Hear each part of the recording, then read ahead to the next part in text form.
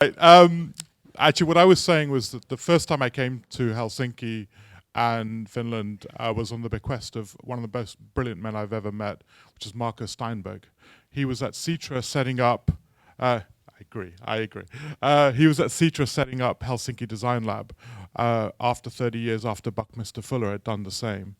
And it was one of the most amazing experiences. So I'm again honored to be back and be contributing to, I think, what is a really important and significant debate. So let me start in that way. We've had two amazing speakers, and I think what I want to do is I'm going to quickly move through what I think I'm going to sort of try to frame from my perspective some of the things that I think we need to be thinking about. What I want to start the conversation by is just changing the frame a little bit. I think the next 10 years is going to be the most significant transformation in human society that we've seen in perhaps our parents' generation and perhaps even their own parents.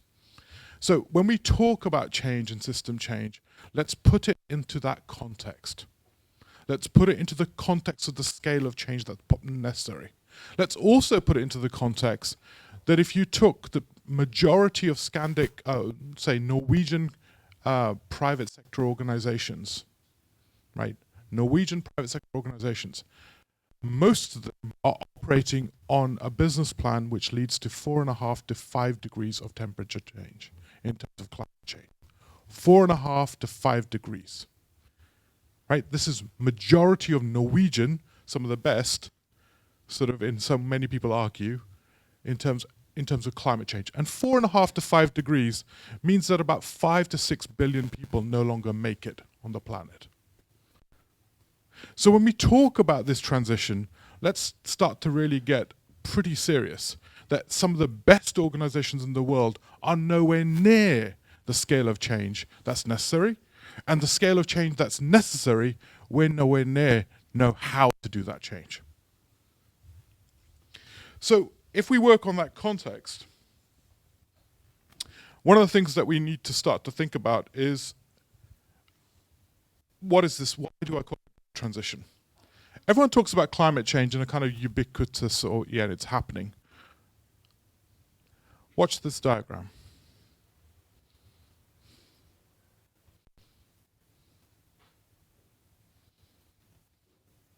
And 2017 was okay, 2017-18 was worse, and 2019 was even worse. So the scale of change is significant.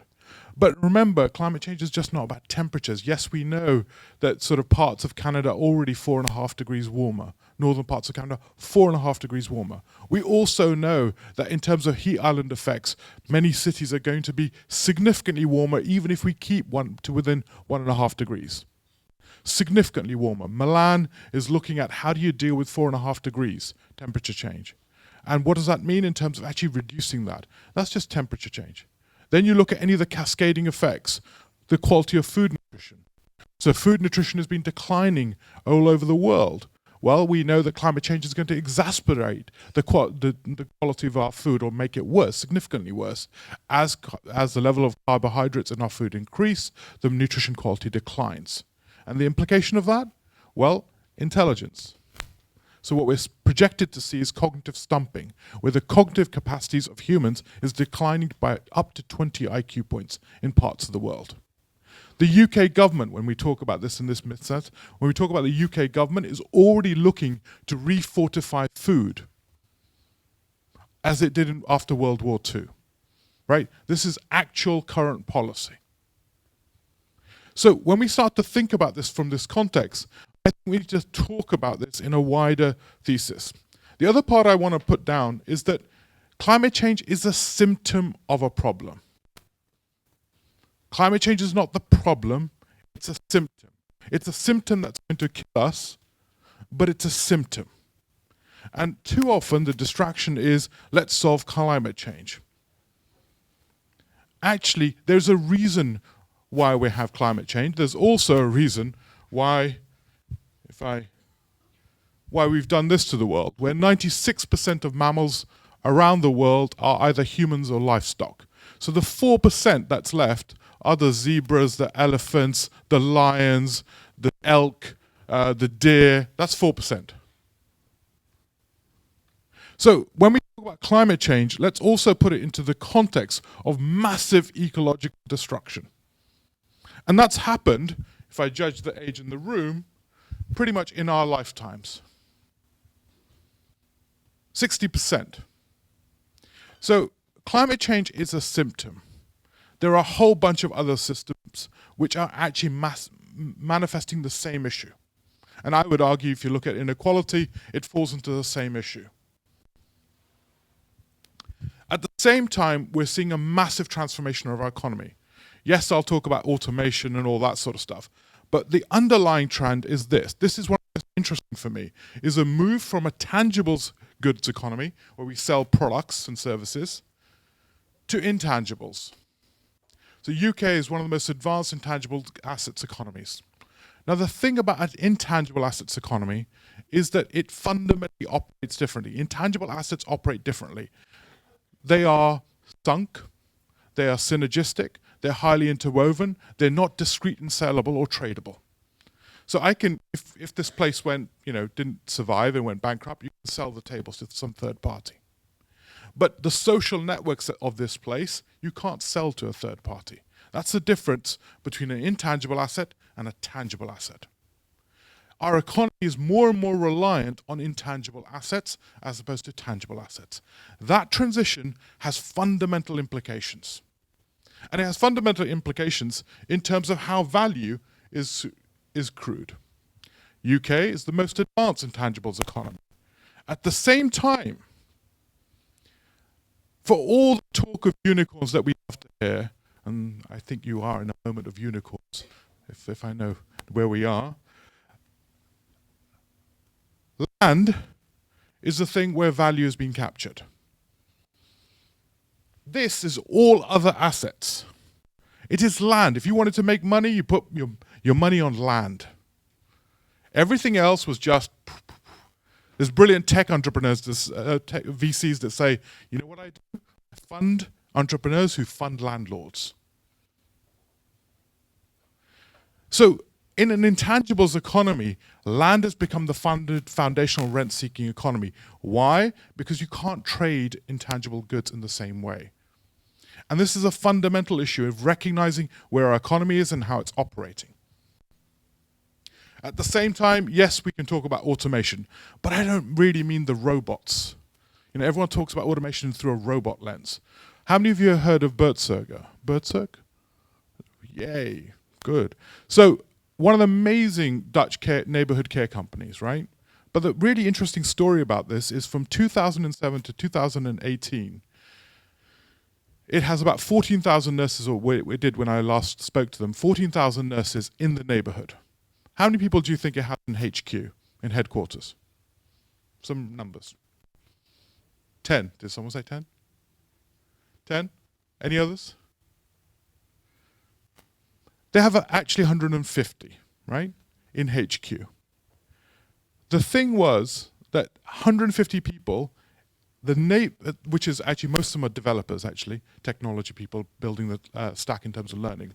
But what's fascinating is what they did was they completely disintermediated managers. So when people talk about automation, what I want to talk to you about is post-managerial economies. Not post-industrial, it's when we get rid of the managers. Because that's actually what Uber did. Uber didn't get rid of the drivers yet. In fact, the drivers are going to be very difficult to get rid of. What it got rid of was the cab offices. They went. And that's exactly what we're going to see, is the disintermediation of management. And if you look at Bertserger, what did it do? Well, the nurses got better paid, they are higher educated, better paid, and actually, I think stage 3 qualified now as opposed to stage 2, so they were better qualified, doing better work, greater autonomy, greater freedom, greater control, and we disintermediated management. So when you look around you, the challenge we have is the post-managerial economy. And actually, if you look at our cities, they're designed for managerialism. So as we saw the post-industrial age, we need to start to very quickly think about the post-managerial age and what that means for our economies and what that means for many of us. So into this context, I want us to think about this stuff together.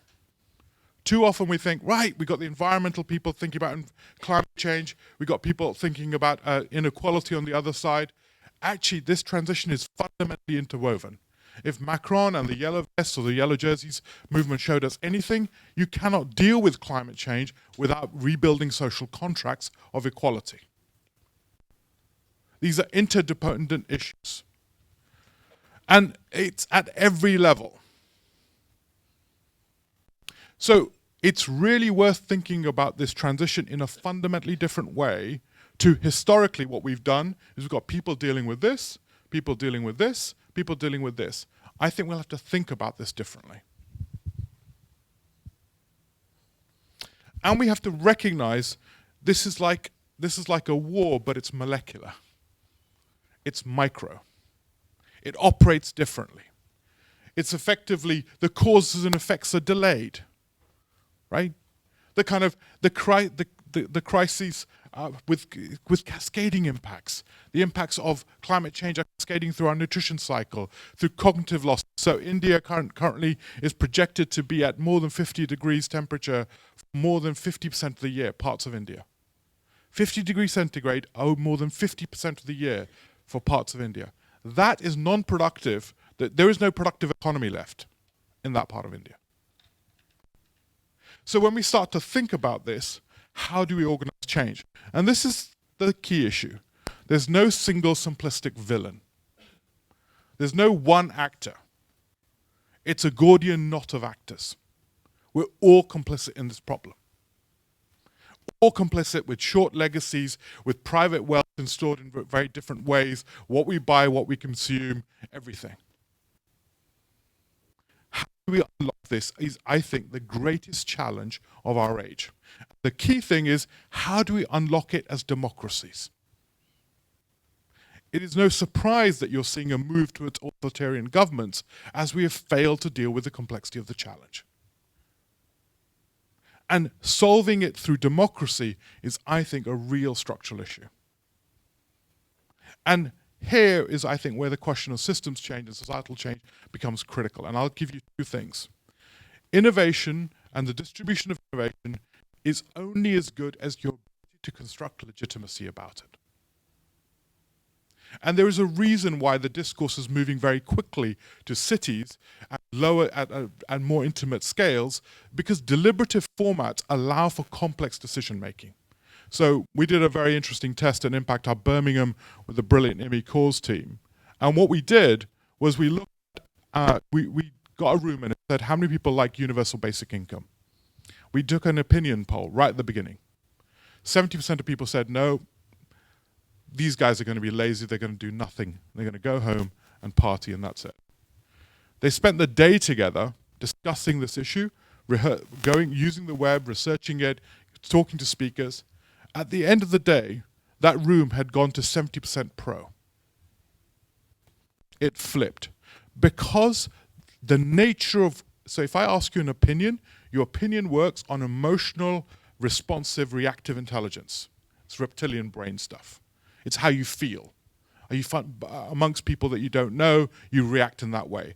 If I ask you that decision in a deliberative format, and you actually have time to work together, you come to a completely different decision-making structure.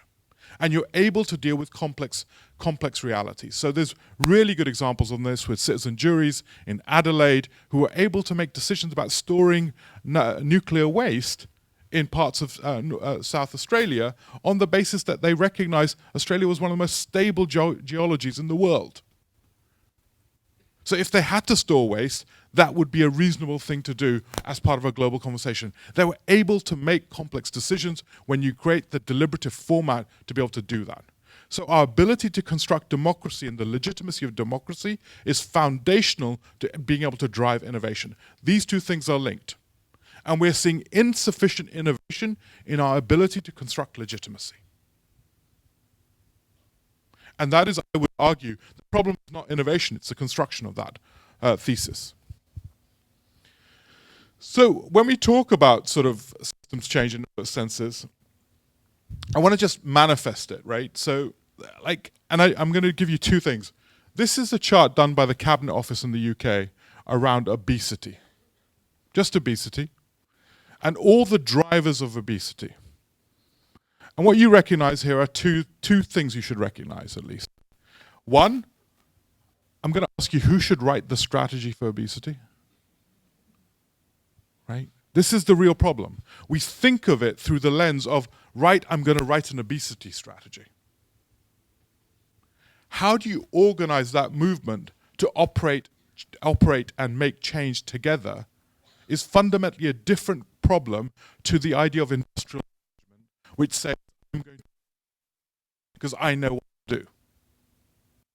If you're going to preserve democracy, you have to preserve the agency and the distributed agency and innovation capacity of all those actors to work independently and sometimes counter to each other whilst working to a shared ambition. There has to be enough deviation. The second part of the problem is please don't commission someone to do a systems map for you. Because the point of a systems map is not for you to feel like God looking down at the problem. The point of a systems map is actually for you and all your partners to recognize your interdependency.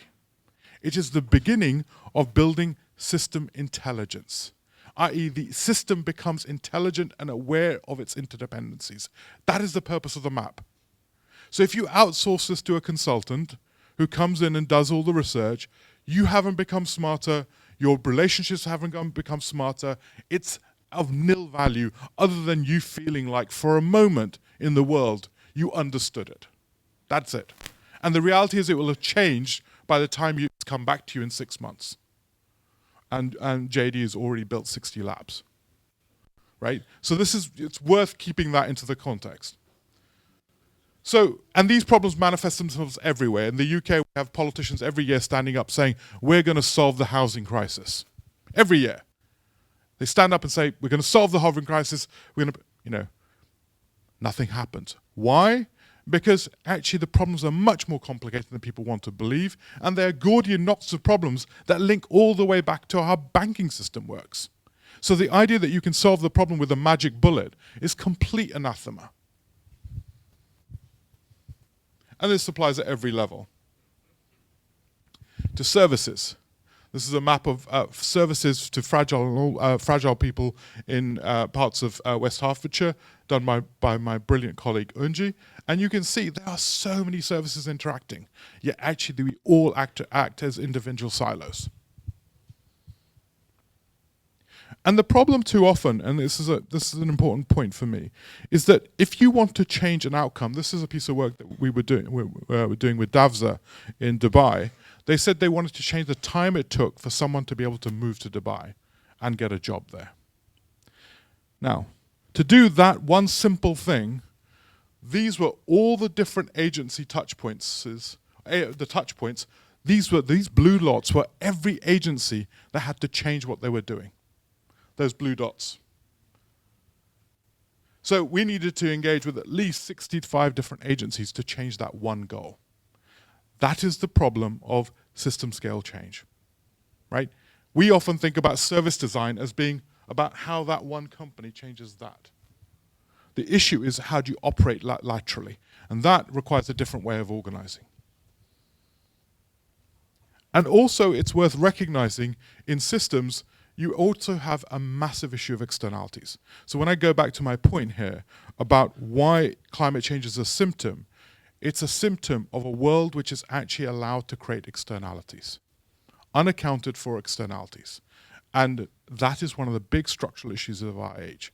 So many people talk about Adam Smith, like him or love him, I don't really care, but if you read his Wealth of Nations book, you realize that when he talked about the market, he talked about the market when the agents of the market were local. Right? What do I mean by that? I'll give you a practical example. If the value of a forest is judged by the value of timber, because you own the forest in the middle of, I don't know, New York, then the value of that forest is just timber. It's tradable value. If the value of the forest is because you own the forest when you're living inside it, you recognize the forest's value is not just timber, but all the other interdependent services to which you're used to. So the moment of abstraction of economies also reduces the complexity of the value chains that are non-visible to us at transaction points. That has been great for many things, but it's created huge amounts of externalities. And those losses are effectively killing us.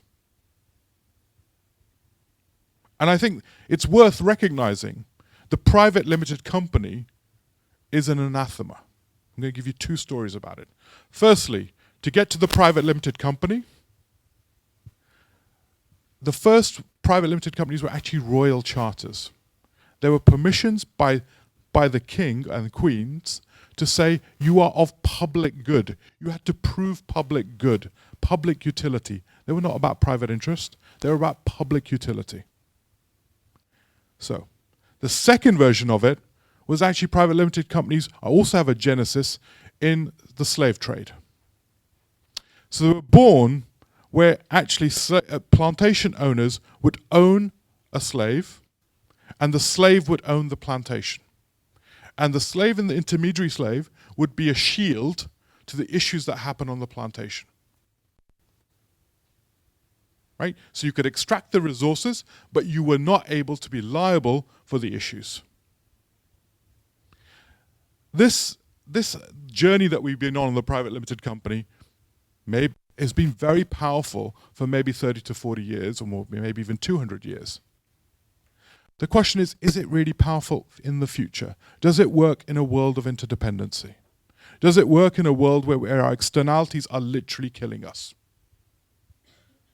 And I think all I'm saying is give ourselves permission to challenge these deep codes and these structural issues at root.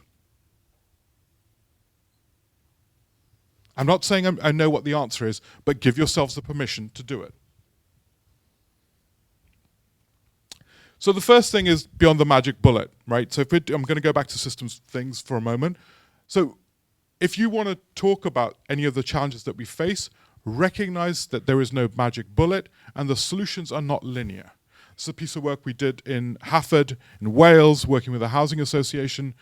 And so I'll give you a very simple example in this. I think 50% of their care staff were leaving within a year because they were actually low-paid staff and they were churning higher degrees of churn in low-paid staff, 50% turnover in staff.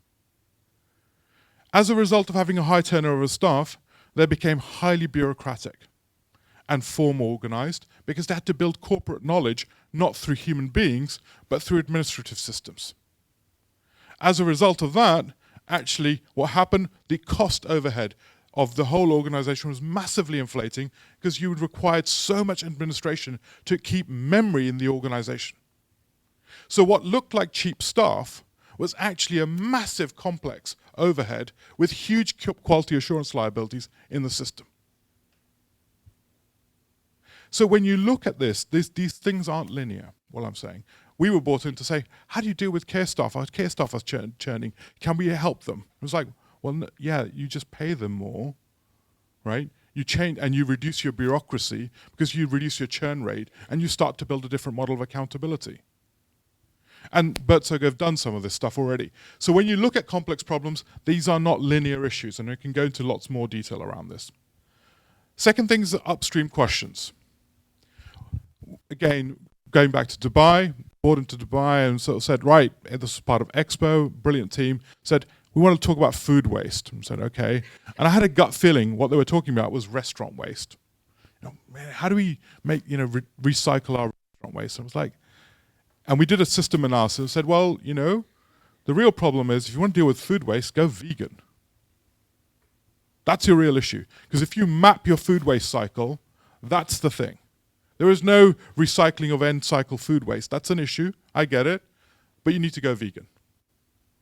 And the reality is that's probably the reality all of us are facing. In the next 10 years, we will all be near or nearabouts vegan. And if you're smart, as places like Sweden are doing, they'll be transforming their supply chains already to create vegan plant-based foods. They'll be creating the lead markets of those economies. So the question is, when you think through a system, you also change the nature of the question that you ask. And then you also change how you work. You have to work diagonally. You cannot just work at products and services. You have to work all the way down through the chain of prevention, all the way through to new technologies, new business models, new supply chains, all this infrastructure side. So innovation isn't about product services. Final point in this section. Ooh, jumped one for you. See if it works. In a systems problem, you end up with solutions like this. There isn't one solution. It's 60 different solutions and experiments. Now, traditionally, we organize ourselves and our minds to think about what can I manage. So what you do is you have this really lovely blinker. We all do it, right? It's not just you. Say, well, I can do one of these, and I can do maybe 2 of them. So let's just pick 2. But that's not how the change works. The question is, how do you organize change where you allow 40 to 50 different experiments to happen simultaneously? That is the nature of the problem. Again, this is Radical Childcare in Birmingham, just to give them a shout out. So we also need new ways of organizing, and I think this was mentioned earlier. And the new ways of organizing are, for us, have been, how do you build open inquiry? It is no longer enough to say you know what the problem is. You have to build a shared understanding of what the problem is. And that is why working out in the loud, as the accelerator labs are doing and many other people are doing, this is not a kind of nice to, it's a fundamental. Because you have to construct the legitimacy socially. So when Radical Childcare was being built, there were policy groups. Parents were reading policy books almost as reading clubs, and having debates as parents about what they were like. So you have to build this discussion literally on the ground all the way up. You have to talk about the system capacity. What does system accounting look like when you've got 40 different organizations which are sharing an outcome in terms of young people's outcomes? How do they work together? How do they work together for shared incentives? Because the reality is we all talk systems, right? We all think, yeah, I want to be a system. But if your line manager is saying, have you done your job today? And what's your numbers of accountability? What's your KPI? Systems go very quickly out of the window. So the reality is there is a bunch of dark matter problems that sit above this idea of just cultural change to actually allow and facilitate people to work across each other collaboratively with shared KPIs, shared outcomes, and shared accountability. And how do you build shared accountability? Is it accountability to the funders, or is it accountability to the public? So what's your mechanism of building that is really key. New models of investment, there's some really interesting work we're in the middle of around system investments. So how do you invest in 40 different organizations collaborating and working together to an outcome? All the way through to kind of how you do even the R&D on that process. So the main point I'm saying here is systems change requires a new way of organizing. Right? It is not so you cannot do it through the lens of still thinking about yourself in the same organizations. That's, I think, one of the biggest challenges we face. Final point in this section is about deep codes. So whilst we can talk about all the front-end stuff, I think there's a whole bunch of structural issues on the table. And the deep codes for me are these fundamental things like property rights, like private limited companies. My intuition to you, and this is what we're finding, is that these deep codes are up for renegotiation. And they're going to get renegotiated because they don't work the way we think they work, and they actually are key parts of our structural problem.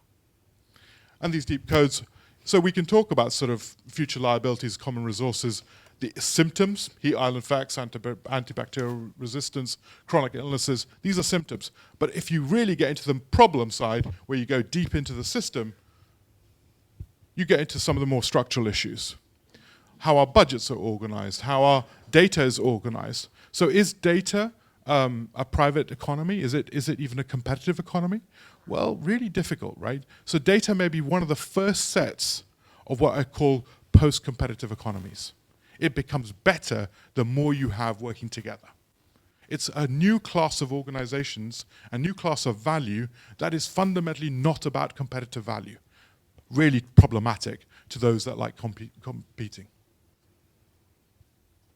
And what they tend to argue for is natural monopolies. It's fine, right? Facebook is a natural monopoly. Well, that's not fine. It's a utility. Is it a private limited company? Really? I'm not sure.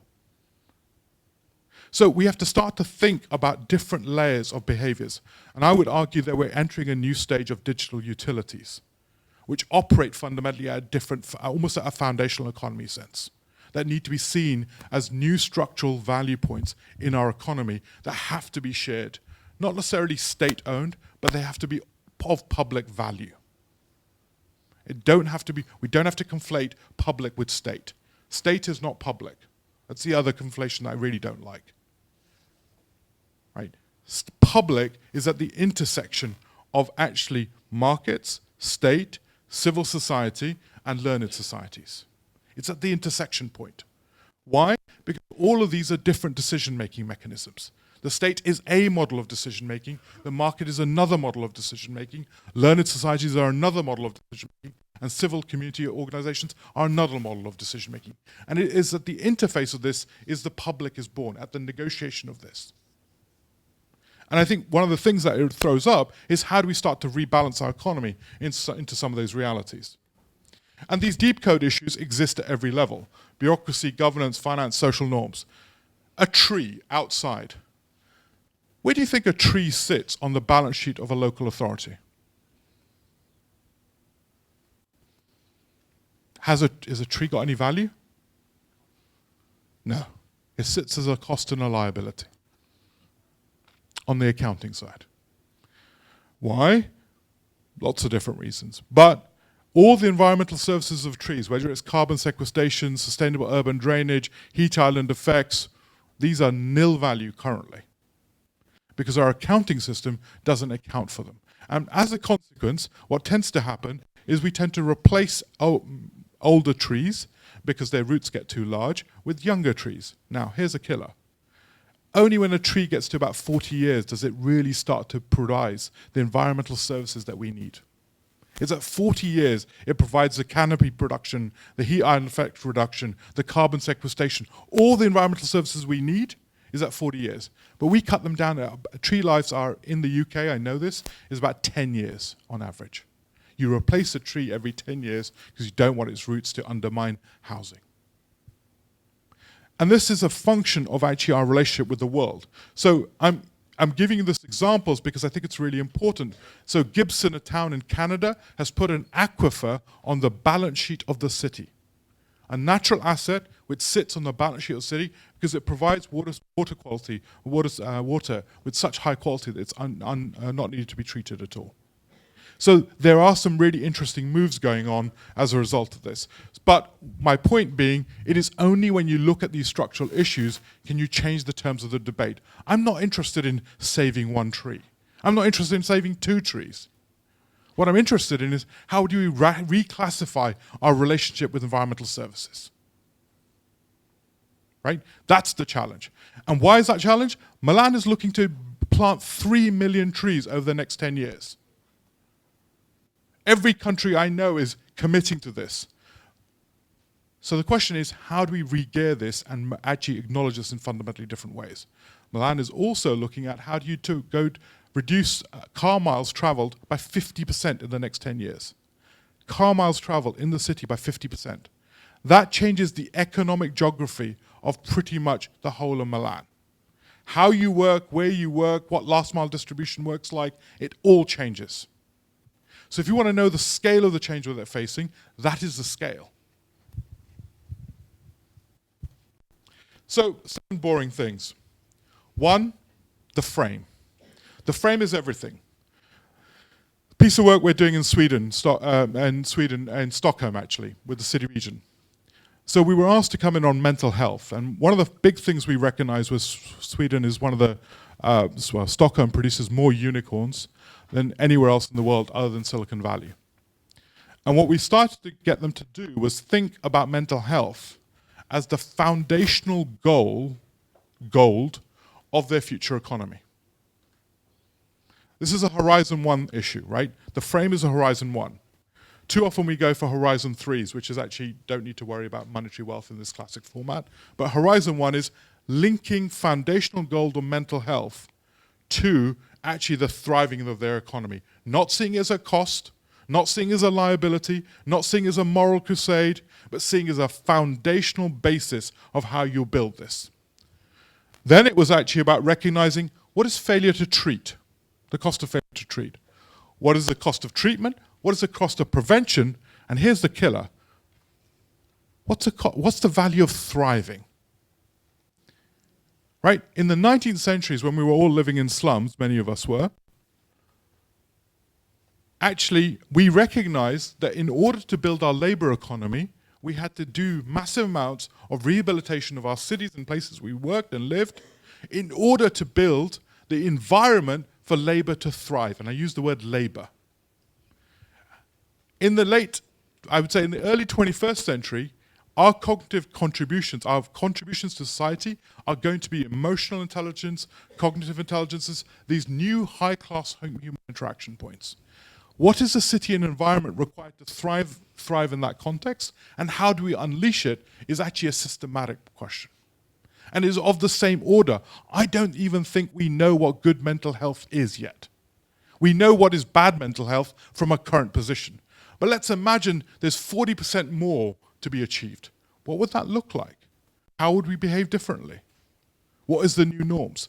So there's a huge transition. My point being, then you can look at the point of the individual, you can look at the point of social networks, you can look at environmental societal issues.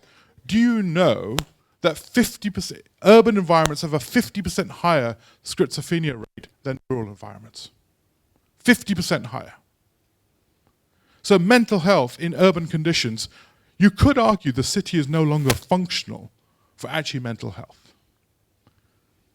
And then you can go to the deep code issues. My point being here that unless you change the frame of the debate, you cannot change the nature of the tools and devices in the story. And that's a really and this was a political conversation, not just, and I mean political as in small p rather than big P. It was about how you relinked a debate to make it structural and recognized as part of a bigger flow, and then linked actually the framework within it. Second part is moving into private and civic economies. How many of you know the High Line in New York? Right. It's cool, lovely, right? Here's a little piece of, we've been doing some piece of work where we've been researching the High Line in terms of, it cost $278 million to build. $278 million. If you took, here's a question for everyone. If you just took 10% of the land value uplift attributable to the High Line alone, discounting Manhattan, discounting New York, discounting all the other interventions, how many years do you think it would take to pay for the High Line? Some numbers. Month. Oh, I'll give it 10. 10 months. It's the best business model there ever is. No private business model beats that. So what we've seen here is a classic notion, and I'll show you. This was some of the distribution work that we were doing. Again, you can see this on a blog called A Smart Commons that's published by us. And the point being here is civic goods create private value, not the other way around. And historically, maybe not in Finland and the Scandics, but what we've seen is civic goods being privatized, their value being privatized in private housing markets. So civic goods create private value, and what we've seen is the value of civic goods being privatized in private housing markets. So what do I mean by that? I'll give you an example. How many of you have houses here, right? Your houses have gone up massively in value, I assume, right? In the next 10 years. If I took your house and moved it to Nova Scotia, how much is it worth? Not much, right? So the value of your house, after you take away the construction value and the utility value, the value of your house comes from, here's the key words, the monopolistic access to labor markets, schools, parks, all those things that we know and need. They come from common goods. So if your house has gone up in value, unless you built an extra room, made it zero carbon, most of the value that's come from is actually from public goods going up in value to which you have a monopolistic right on. Bit of a killer. Right? And we've seen a massive transfer of wealth from civic goods to their privatized value. Housing. And so the question becomes, how do you rebalance that? And again, we're doing some work around smart governance, new ways to deal with some of that stuff. So why am I saying that? When you can start to unbundle property rights into radically different formats and link them in different ways, because the cost of technology and the cost of kind of administration is near zero, you can start to open up different types of relationship. The thesis of property works very well when actually the cost of administration and the complexity of administration is very high. When your cost of administration becomes really low, you can start to create linked value in ways that you couldn't. So there's a paradigm shift coming in the nature of our bureaucracy, which is going to change the nature of how we attribute value. That is a real game changer. And I don't care what the capitalists say, it's going to create value. The next business models of the 21st century will be about civic goods.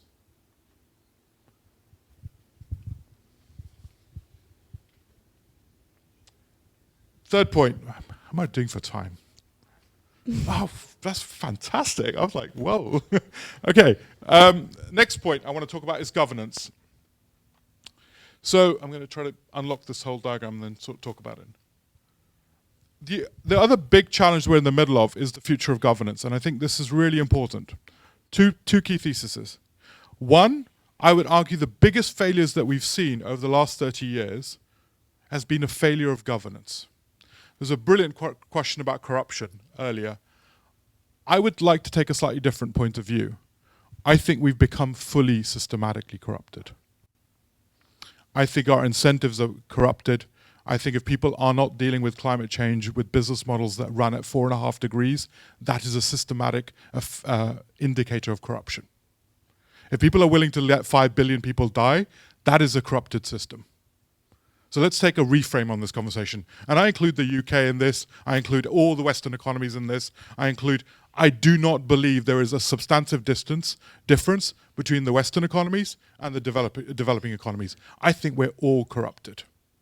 Let's start with that mindset, because the incentives have become misaligned to human survival. That's the baseline problem. So if you work from that thesis, if you are producing huge amounts of CO2 and using carbon-intensive industries, the reality is you are self-terminating human life. That is a corrupted behavior. I'm not saying the individuals are at fault. I'm saying we have a failure in governance. And we've had a systematic failure of governance over the last 30 years, if you account for the crap that we're living in. I think it's healthy for us to not to try to pretend otherwise. And it's not about blaming anyone else either. It's about recognizing it so we can all move on. And when you talk about this, I think we have to think about governance in fundamentally different ways. And I think one of the big issues that we've had is all the debate in the world, maybe not in Helsinki and Finland, but most of the debate in the world has been, how do we reduce the red tape for business? And it's not about reduction of red tape. It is about radically reimagining what the red should be. It is about building the capacity to reimagine governance fit for a 21st century. And that will open up huge new markets and huge new possibilities. It might kill off old industries, and rightly so. But it will not destroy human economies. It will create new economies. The best example I've had is I was speaking to one of the top fund managers in Scotland. What did they say? They said, climate change? It's bigger than China multiplied by the internet. That's how much value it's going to create. It's going to destroy a shitload of value. It's going to create a shitload of value. That's a monetary perspective. And so the question is, we are in this structural transition. We have legacy holders who are locked into governance models. So the question is, how do you reinvent governance, and to what end? So our governance models all assume us to be machines. So if Kate Raworth was here, she'd talk about rational man. She'd say, you know, all of our thinking has been predicated on the idea of rationality. I make individual rational decisions. It's not even true at any level.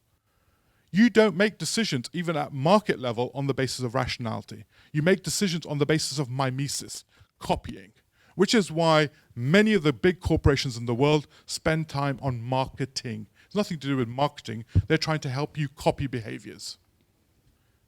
Because you do not make rational decision making. That is a fallacy. It's too complicated to make rational decisions by fully understanding everything about a product.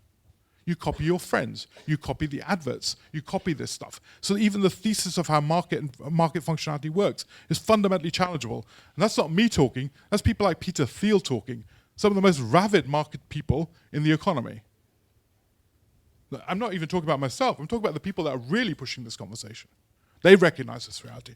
So the question becomes, how do you imagine this for a human economy, a human rule-based economy, a machine-to-machine economy? We are going to have different models of governance into these futures. How many of you have done coders law work? What does that mean? Automated decision making. What does that drive? What are the implications? How do we operate in predictive economies in a volatile world? We need to be starting to think quite structurally about the future of governance, and it will not be. One thing we know is it's not going to be fixed, it's not going to be analog. We're able to do contingent law. I can give planning permission not on the basis of, yes, that place is a restaurant. I can say, as long as it doesn't produce noise, as long as it doesn't produce smells. I can do real-time monitoring of that. I can open up the use of public realm, real-time on my phone, on licensing. This will change the nature of our city works if we see governance as a means of releasing capacity in the way we've not imagined. So I haven't got enough time to really go into details on this, but it's a significant issue. And this is also really important. Governance Horizon 1, the way where our governance is currently organized is about loosely bound. So between compliance and activity, there's a loose relationship. Technology wants to drive us to be tightly bounded. You cannot drive more than 30 kilometers an hour. That is tightly bounded because your car automatically stops you. The problem with that thesis is it's about centralization. Whereas actually there are other models of how you use digital governance, which is about ennobling. How do you make you better as a person to make you more noble to make the right decision? You can also do that with huge amounts of actually machine learning capacity to help you be better, help you be more noble, help you be more caring. They are also facets of actually how we reimagine governance, not only through a control mindset. And there's a whole bunch of opportunities around that. I cannot really get into this, but all the way from how we do licensing, all the way through land value capture, the role of media in terms of urban landscapes, this work we're doing at TfL. I'm going to jump through this. I've probably got 2 minutes left. So 1 minute. One, okay. So I'm going to give, okay, from ownership, the other thing I want to talk about, I'm going to give you headlines here, which are important. Ownership is not the only way. There is significant, interesting conversation going on about post-ownership societies. Ownership is a mechanism, was a tool, useful tool. It may have come to the end of its life cycle. I'm going to leave it as a tantalizing conversation. You should pick it up. I think it's worth thinking about. What is a post-ownership society? And there are other ways of dealing with governance. And here I was going to talk about warranties, licensing. One of the big things I would say on circular economies, do not fall into the trap that circular economies are about Ford owning everything. That is a trap of building rent-seeking economies. Because we all become renters of big corporates. And what we're seeing is a massive shift to our economy to rent-seeking capacities. So the question becomes, how do you make sure that in terms of the ownership cycle in circular economies, it isn't centrally owned? There's some really good work going on. We're doing some of that, which is to explore how even Ford would have to lease the raw materials of natural goods, of public assets. So they are also a leasee. So they don't become natural owners of the asset, which means that you can actually have a non-locked-in economy. So just look at the future of circular economies. You need to be part of that conversation and not let it default into private rent sharing. Looking at transitions, or how you go from that world to that world, again, accounting problems, all the other things I've spoken about. Non-rivalrous economics is a key issue. In an interdependent world, we cannot afford structural rivalry. There are whole classes of value which are only more valuable when they become non-rivalrous. Data is one aspect of it. There's some interesting questions about even AI and machine learning capacities, which are going to have to be in many ways non-rivalrous to unlock that value. So keep an eye on thinking about some of that stuff in really radical ways. Beyond burning the red tape, I've already largely spoken about. Again, these things are important. Future of licensing, future of contracting. This is the big revolution. Going from contracting one-to-one to contracting many-to-many. That is what opens up huge possibilities of transforming the business model of change. It fundamentally goes from being private economies to civic economies, because I can contract many people to many people in a single model. Smart contracts, not necessarily blockchain, can deliver some of those values. These are things about regulatory sandboxes, but again, regulatory sandboxes are very interesting. We're doing some work with Waterfront Toronto on some of this stuff. Have a look it up. It's Legitimacies IQ, all public in the public domain. Lead markets. I'm going to end very quickly, but my point here is this transition is going to create new markets. It is not just the destruction of value, it's also about the creation of new models of value. And bear that in mind in your thesis. And how do you go from understanding these risks to making some of those hedges and strategic investments as part of the portfolio? Again, how do you understand the metabolic flows? And these are going to be some of the tools that we have to think about. How do we understand the system of flows that are coming into our city? How do you pick the lead markets that you want to operate in? How do you want to transition off the back of them? And how do you build the experiment? So this is all around food. If you wanted to change food buying of schools all the way through, what would that look like? What were the kind of type of instruments that you would need and models of change that you would need on the process side? Final point, that is what a portfolio of experiments looks like.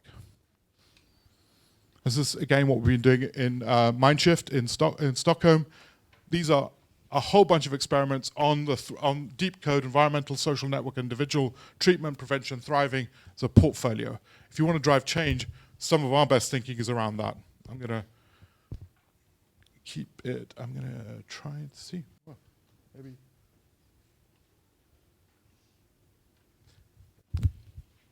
All of that, I think these questions are the things that you need to also think about. It's not only about doing. Lots of people will stand there and say, do stuff. It's about being a philosopher maker. No one knows what this future looks like. Not me, not anyone.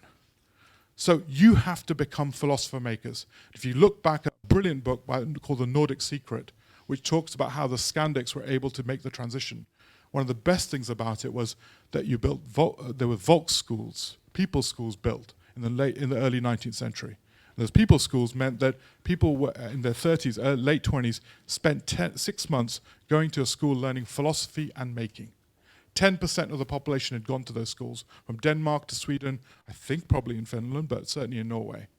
10% of the population, which is why the Scandics have been one of the most progressive and were able to make a massive rise, because they were able to marry philosophy and making. In an unknown world, you have to have the capacity to self-author and self-think and self-make. Don't believe anyone who just says, just do. They're just trying to instrumentalize you. Big questions. Freedom in an independent age. What does that really mean? Is it the freedom to escape, or is it the freedom to care? Democracy in a post-privacy world. How does that really work? How do we enshrine it? How do we look after it? What is agency in a predictive economy? Is the predictive economy even real? Can we predict in a volatile world? Or actually, is that the biggest arbitrage there is? Anyone who predicts is open to arbitrage in a volatile world. Work beyond humans as labor. Humans, I think the classifications of humans as labor in a cognitive economy, emotional labor, high-performance cognitive economies, will operate fundamentally differently. The labor laws of the 21st century, or the human cognitive laws, will be radically different and need to be so. Think hard about those. What does governance look like in an age of complexity, which I think is a really important issue, which I think governance at the point of complexity is not about control. It's about ennobling and self-governing systems, which are actually accountable in radically different ways. You have to re-engineer the system quite substantively. And that ends with the bigger question, which I think you should all be asking: how do you build the capacity to do this change? And in that capacity question, I think it's really important to stop thinking there isn't enough money. We're about to see the largest, I would say in the next 10 years, largest investments in the European Union that we've seen. Across, I think we'll see it, whether we like it or not. Across the world, we'll see it. Because the scale of the transition is so large. The question is, how will you deploy that capital and not waste it propping up the old system, but genuinely create the 21st century economies and societies that we need? That, I think, is the scale of the challenge. I would no longer be worrying about the money. The money will come. In fact, there's lots of money out there already. The question is, how do we deploy it? And building the capacity to deploy it and building the legitimacy to deploy it is, I think, the real structural challenge. Otherwise, there's a risk we just prop up the old. Thank you.